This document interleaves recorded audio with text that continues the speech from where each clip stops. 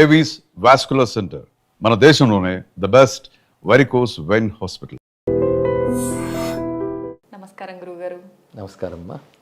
గురుగారు, ప్రతి ఒక్కరికి కూడా జన్మదినం అనేది సంవత్సరంలో ఒక్కసారే వస్తుంది. కానీ మన హనుమంతుల వారికి మాత్రం సంవత్సరంలో 2 సార్లు హనుమాన్ జయంతి ఉత్సవాలు జరుపుకుంటూ ఉంటాం. నిజంగా హనుమంతుల వారికి 2 జన్మదినాలు ఉన్నాయా గురుగారు? అలా ఎలా సాధ్యం అవుతుంది? మామూలుగా చైత్ర మాసంలో ఒకసారి, వైశాఖ మాసంలో ఒకసారి మనం ఉత్సవాలు జరుపుకుంటూ ఉంటాం. నిజమైన జన్మదినం ఎప్పుడు గురుగారు? చైత్ర పూర్ణిమ, వైశాఖ బహుళ దశమి, ఈ రెండు కూడా హనుమత్ జయంతులుగా చెప్పబడుతున్నాయి.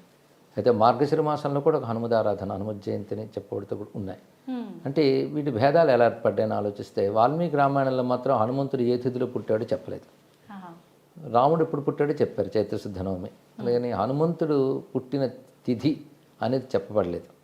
అయితే మంత్రశాస్త్రాల్లో హనుమంతుడి ఆరాధనకు సంబంధించిన చెప్పినప్పుడు మనకి పరాశర సంహిత అనే గ్రంథంలో మాత్రం వైశాఖే మాస కృష్ణాయాం దశమ్యాం మందవాసరే అని వైశాఖ మాసంలో బహుళపక్షంలో దశమి నాడు శనివారం నాడు హనుమత్ స్వామి ఆవిర్భవించారు అని పరాశర సంహిత అనే మంత్రశాస్త్ర గ్రంథం మనకు చెప్తుంది.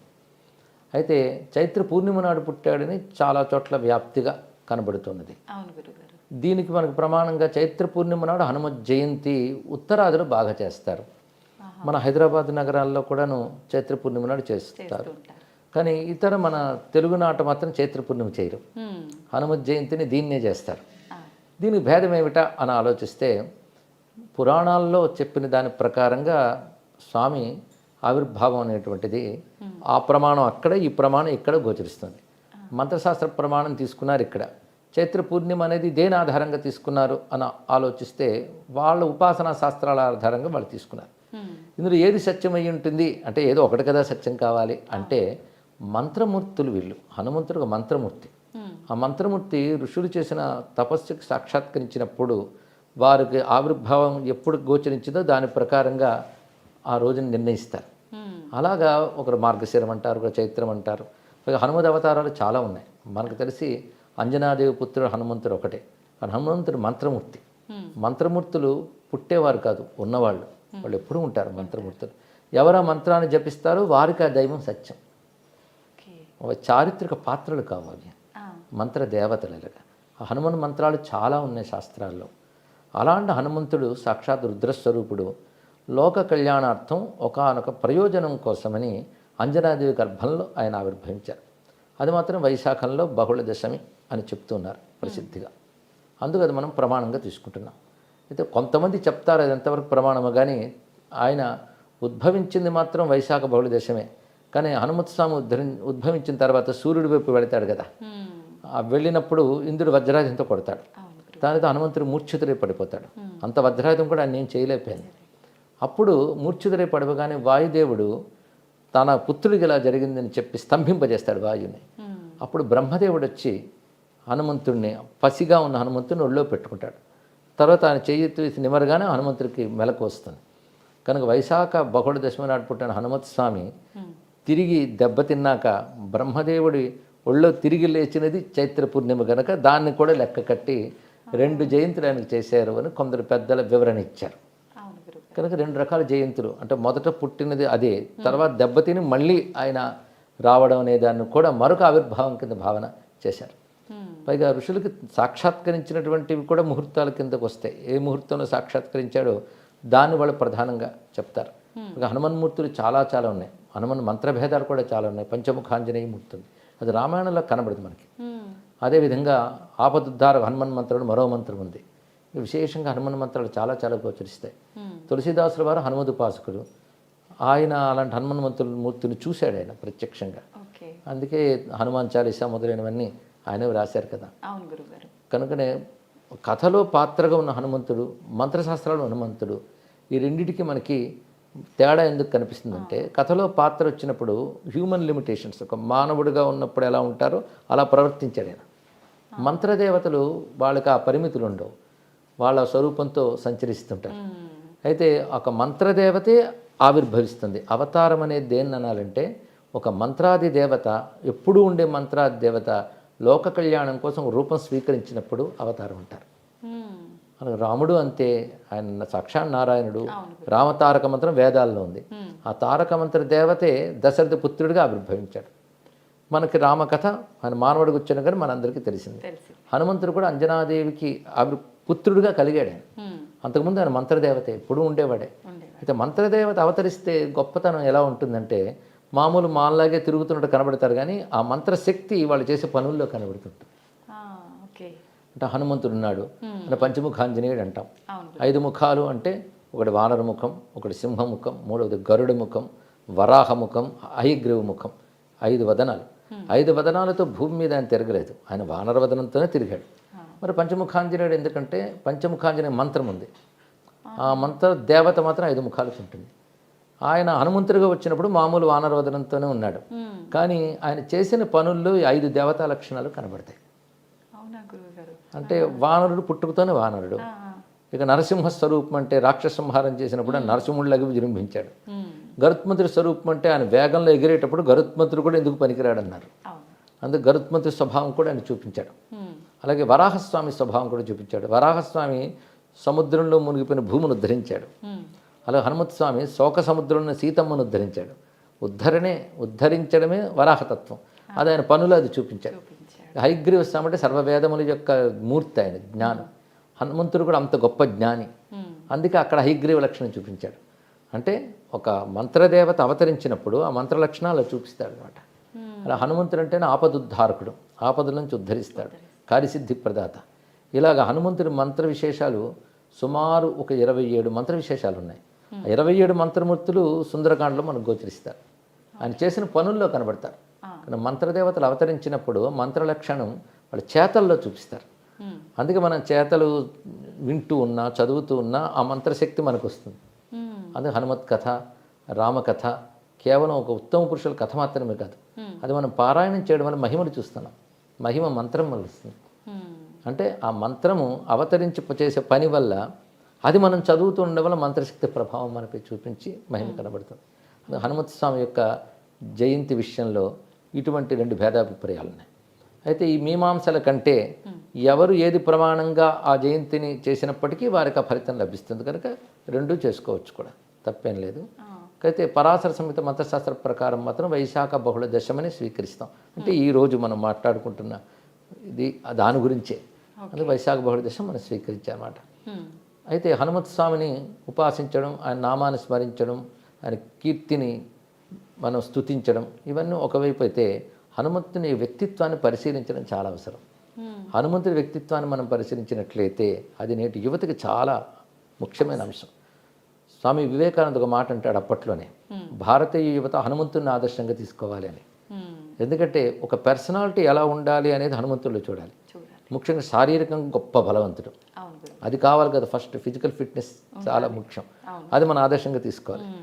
దానికి తగ్గ క్రమశిక్షణ, ఉరికిన శరీరం బలంగా ఉండాలంటే సరిపోతుందా, దానికి తగ్గ క్రమశిక్షణ, యోగము అవన్నీ ఉండాలి. హనుమంతుడు ముందు శారీరక బలం, రెండవది బుద్ధి బలం. హనుమంతుడు గొప్ప జ్ఞాని. హనుమంతుడు మాట విని రామచంద్రమూర్తి ఆశ్చర్యపోతాడు, ఇతడు బాగా చదువుకున్నాడు, అనేన బహుధాశ్రుతం, అనేక జ్ఞానం శాస్త్రములు తెలిసి. అంటే మాట బట్టే అతను ఏం చదువుకున్నాడు చెప్పారంటే రాముడు ఇంకెంత గొప్పవాడో ఆలోచించండి. ఇక్కడ హనుమంతుడి మాట బట్టి ఇతడు 4 వేదాల్లో నిష్ణాతుడు, సర్వశాస్త్రముల్లో పారంగతుడు, రాజనీతి తెలిసినవాడు అని అప్పుడే రాముడు పోల్చుకున్నాడు. హనుమంతుడు ప్రతి ప్రవర్తనలో అతని జ్ఞానం కనబడుతుంది. అందుకే సీతమ్మతో హనుమంతుడు మాట్లాడుతూ ఒకటి అంటాడు, హనుమానతి విఖ్యాతో లోకే స్వేనైవ కర్మణ, నా పనుల వల్ల నాకు హనుమంతుడిని పేరు వచ్చిందమ్మా అన్నాడు ఆయన. అంటే హనుమాన్ అంటే జ్ఞానవాన్ అని అర్థం, గొప్ప జ్ఞాని, గొప్ప మాటకారి అని అర్థం. హను అంటే దవడలు, మంచి దవడలు ఉన్నవాడంటే గొప్పగా మాట్లాడతాడని అర్థం. ఆయన తల చాలా గొప్పదండి అంటే అర్థం తల గొప్పదని కాదు, జ్ఞానం గొప్పదని అర్థం.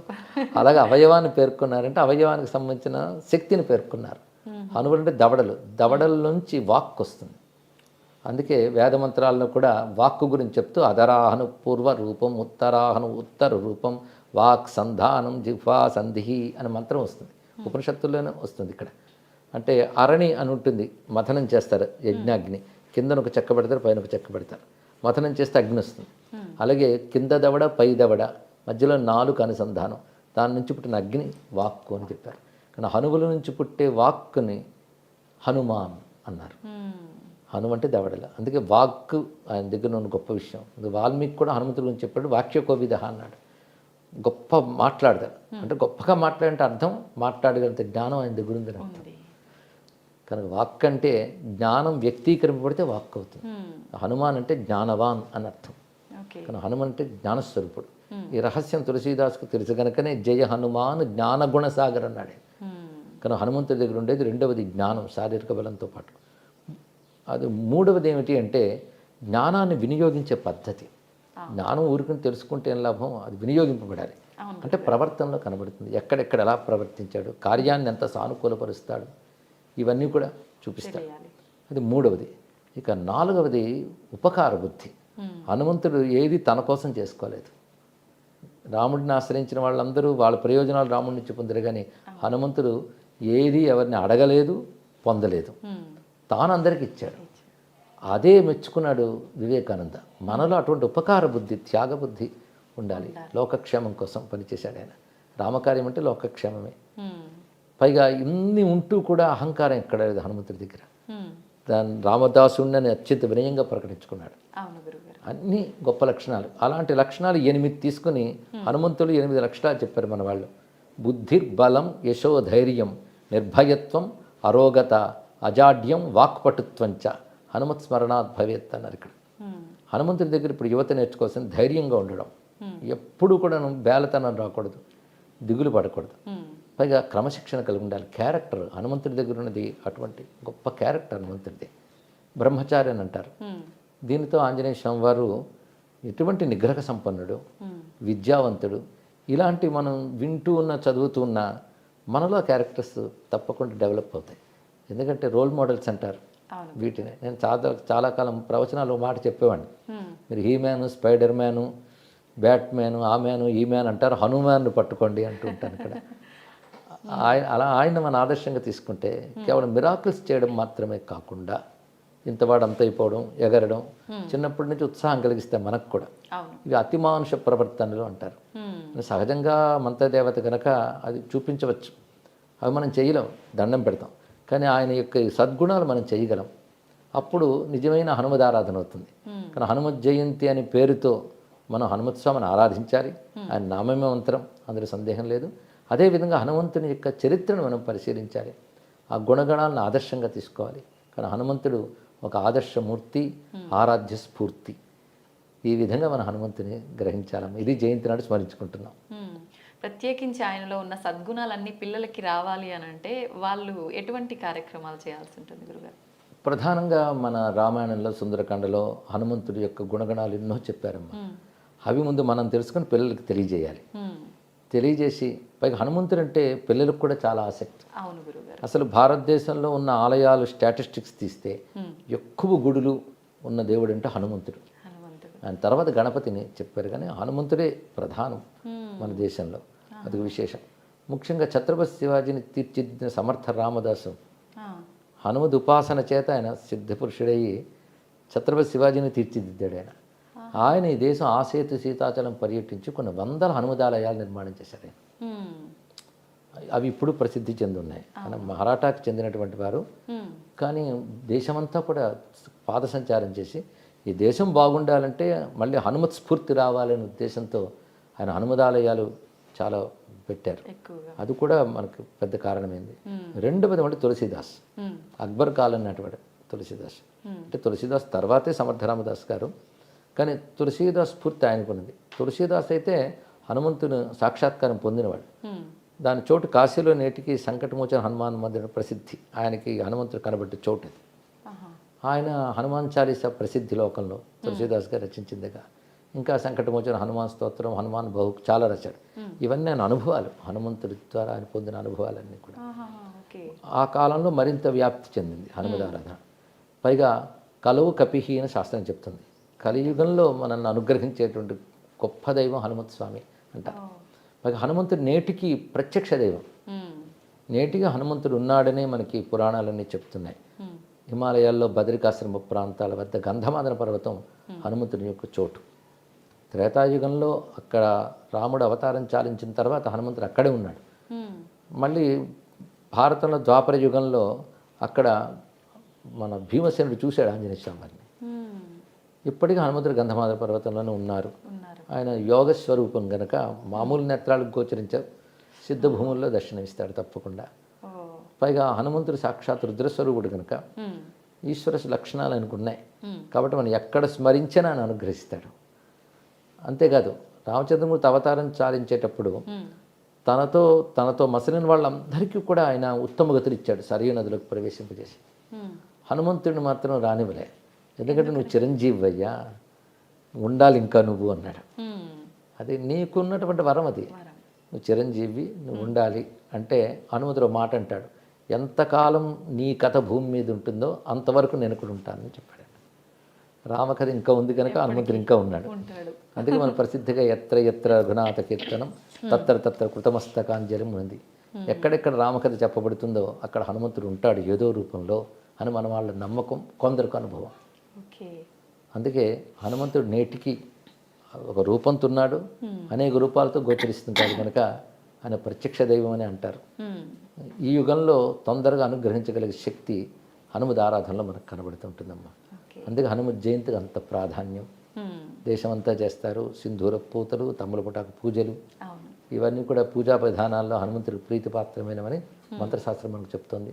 సుదర్శన సంహిత, అగస్త్య సంహిత, పరాశర సంహిత లాంటి మంత్రశాస్త్రాల్లో హనుమన్ మూర్తుల గురించి చాలా వర్ణించారు. హనుమన్ మంత్రాలు చాలా ఉన్నాయి. ఆ మంత్రాలను పద్ధతిగా సాధన చేసి సిద్ధి పొంది హనుమద్ దర్శనం, మహిమ పొందిన వాళ్ళు చాలామంది నేటికి ఉన్నారు. అటువంటి భక్తుల వల్లే భగవతత్వం వ్యాపిస్తుంది.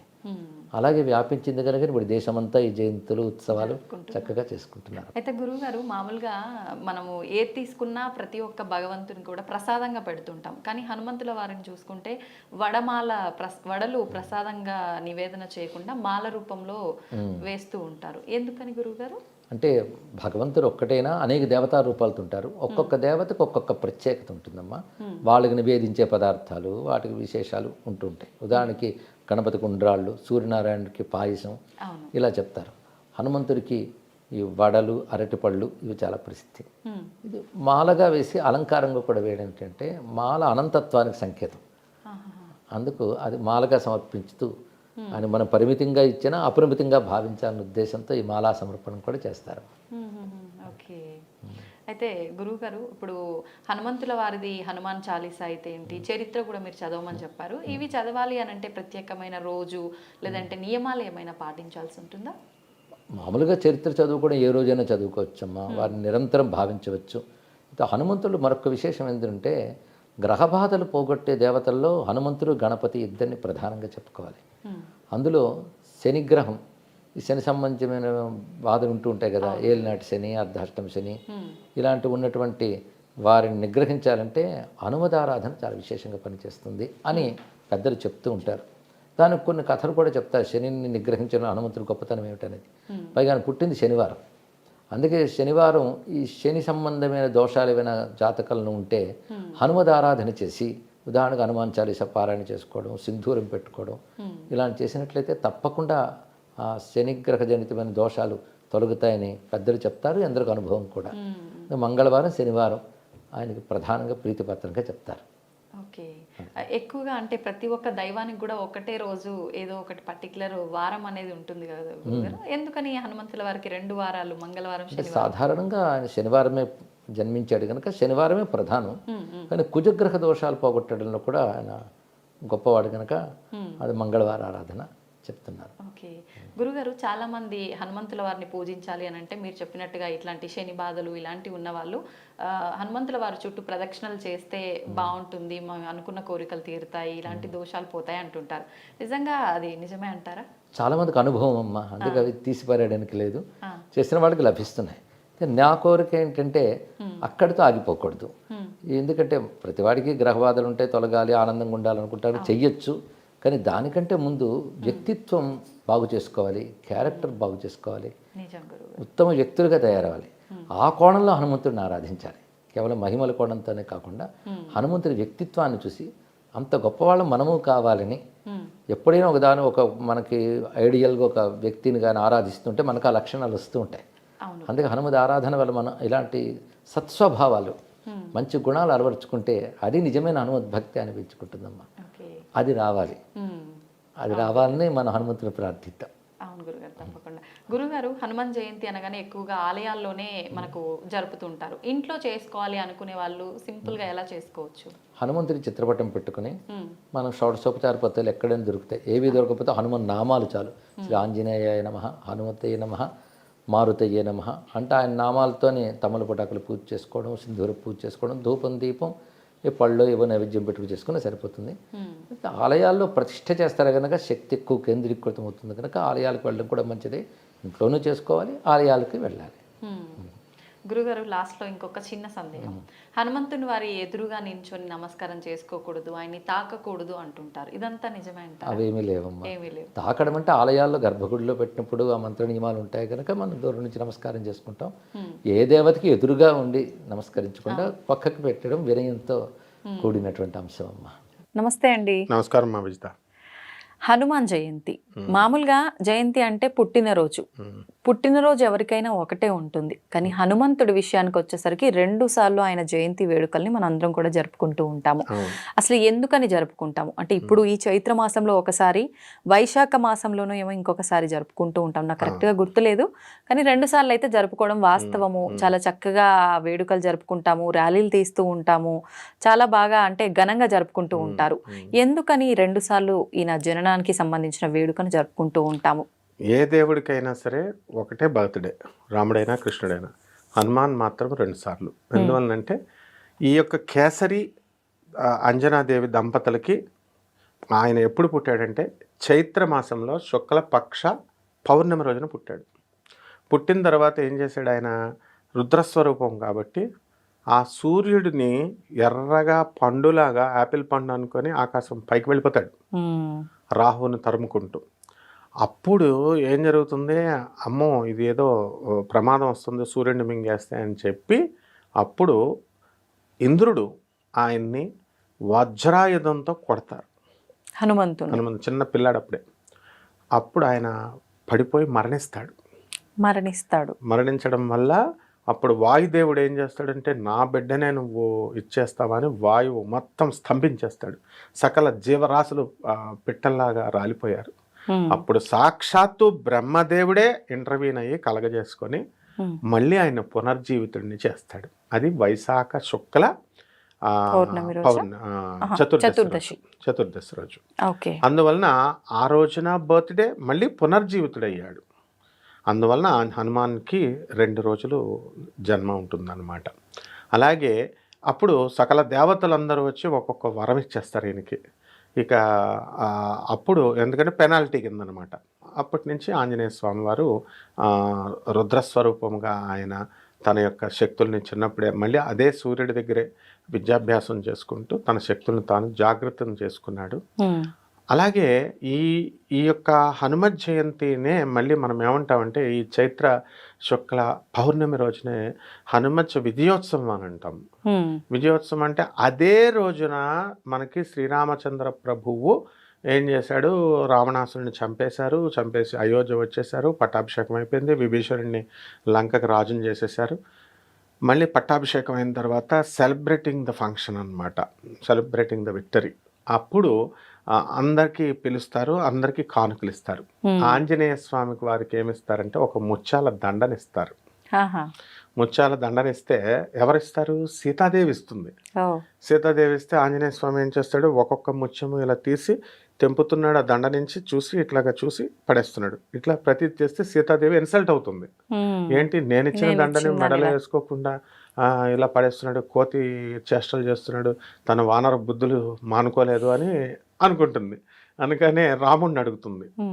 రాముడు నన్ను ఇన్సల్ట్ చేశాడు ఆంజనేయ స్వామి అని అంటే, వాడు నీ పుత్రుడు, చూడు నేను అడుగుతాను అని చెప్పి హనుమ ఇలా రామ్మ ఏంటి ఎందుకు పడేస్తున్నావు అంటే, ఇందులో ఎక్కడైనా నా రాముడు కనబడతాడేమో అని చూస్తున్నాను, అక్కడ లేదు, అందువల్ల పడేస్తున్నాను అంటాడు. అంటే ఆంజనేయ స్వామి వారు ఎంత డెడికేటెడ్, ఎంత లాయల్ డివోటీ అంటే భక్తికి ప్రతిరూపమైన. ఇప్పుడు విగ్రహం రామో విగ్రహవాన్ ధర్మ, ధర్మానికి అసలు రూపం లేదు. ఆ రూపం లేని ధర్మాన్ని తీసుకొచ్చి ఇలా ఒక పోత కింద పోస్తే, ఒక హీప్ కింద వచ్చేది రాముడి బొమ్మ వచ్చేస్తుంది. రాముడు తర్వాత భక్తికి రూపం ఉండదు మనలో, భక్తి ఆవేశాలు ఉంటాయి లోపల. సో అది తీసుకొచ్చి ఒక రూపం పోస్తే ఆంజనేయ స్వామి అయిపోతాడు. భక్తుడు ఎలా ఉండాలి అంటే హనుమంతుల వారిలా ఉండాలి. అది అందువలన అలాగే ప్రేమకు రూపము రాధాదేవిని తీసుకొచ్చి ఇలా పోస్తే రాధమ్మ తల్లి వచ్చేస్తుంది. భక్తుడు ఈ విధంగా ఎన్ని క్షణములో కూడా, ఏ క్షణములో కూడా ఆంజనేయ స్వామి వారు శ్రీరామచంద్ర ప్రభు యొక్క విక్టరీనే ఆస్వాదించాడు.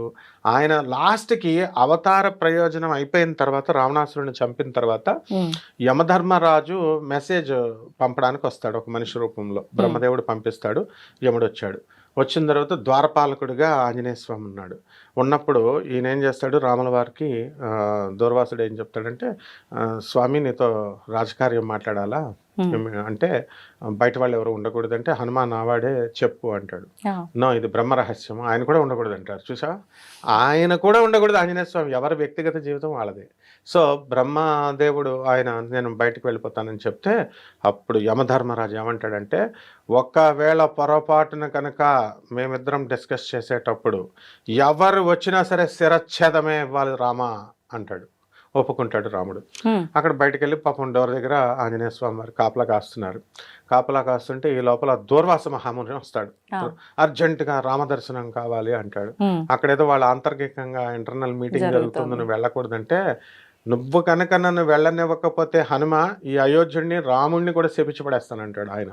అమ్మో, నా రాముడిని శపిస్తావా, నా అయోధ్యని శపిస్తావా అని ఆయన తన యజమాని కోసం ఆయన త్యాగం చేసి, నాకు ఏమైనా పర్వాలేదని చెప్పేసి లోపలికి వచ్చేస్తాడు తీసుకొచ్చి.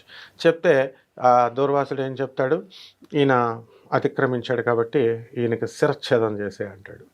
శిరచ్ఛేదం చేసి అంటే చిరంజీవి అయినటువంటి హనుమకి శిరచ్ఛేదం అని పాపం రాముల వారు బాధపడతాడు. అంటే ఎందుకు చేసావు హనుమ అని అడిగితే అప్పుడు అంటాడు, స్వామి అక్కడేమో దూర్వాస మహాముని వచ్చి రాముణ్ణి రామరాజ్యాన్ని అంతం చేస్తానన్నాడు, శపిస్తానన్నాడు, ఆ శాప విముక్తిని చేయడం కోసం నేను వచ్చాను అని అంటాడు. అందువలన ఎంతసేపు కూడా శ్రీరామచంద్ర ప్రభువు యొక్క క్షేమం కోసమే ఈ ఆంజనేయ స్వామి పరితపించాడు.